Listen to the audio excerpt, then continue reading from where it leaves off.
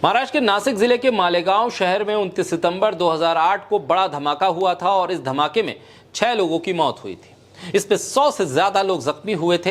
यह धमाका मुस्लिम बहुल इलाके में एक मस्जिद के पास हुआ था। इस मामले में पुलिस ने बीजेपी नेता और पूर्व सांसद साध्वी प्रज्ञा ठाकुर और उनके साथियों को दोषी बनाया था।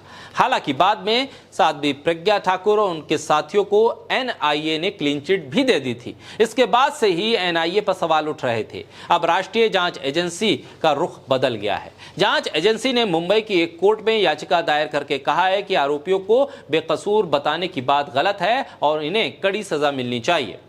एनआईए ने कोर्ट से साल 2008 के मालेगांव ब्लास्ट के आरोपों से घिरी भोपाल की पूर्व सांसद प्रज्ञा सिंह ठाकुर सहित 7 आरोपियों को मौत की सजा देने की मांग की है। दरअसल एनआईए ने मुंबई के स्पेशल कोर्ट से साल 2008 के मालेगांव ब्लास्ट मामले में सभी 7 आरोपियों पर गैर कानूनी गतिविधि यूएपीए की धारा 16 के तहत मौत की सजा देने का अनुरोध किया है। एनआईए की ओर से आखिरी दलील दी गई है जिसमें बताया गया है कि साल 2008 में हुए बम ब्लास्ट में 6 मुस्लिम मारे गए थे। इसमें 100 से ज्यादा लोग भी घायल हुए। एनआईए की दलील में 1500 से ज्यादा पन्ने हैं। कोर्ट ने अपना फैसला अभी रिजर्व रखा है। 8 मई को मालेगांव ब्लास्ट पर फैसला आएगा और तय होगा कि साध्वी प्रज्ञा ठाकुर और उनके साथियों को फांसी की सजा होती है या नहीं। पहले एनआईए के द्वारा साध्वी प्रज्ञा को बरी करने की कोशिश की गई थी, लेकिन तब एजेंसी के पास कोई सबूत नहीं था। अब एनआईए ने अपना रुख बदला है। एजेंसी ने स्पष्ट किया है कि साध्वी प्रज्ञा के साथ किसी भी प्रकार की नरमी न बरती जाए। इस केस में साध्वी प्रज्ञा, कर्नल प्रसाद पुरोहित, मेजर रमेश उपाध्याय, स्वामी दयानंद पांडे, अजय हरीरकर और समीर कुलकर्णी के साथ सुधीर चतुर्वेदी पर भी आरोप है।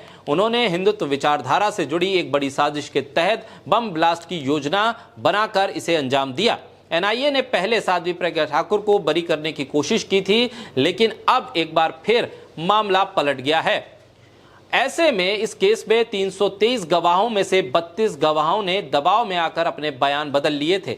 लेकिन अब देखना होगा कि साध्वी प्रज्ञा सिंह ठाकुर के मामले में कोर्ट क्या सजा सुनाता है।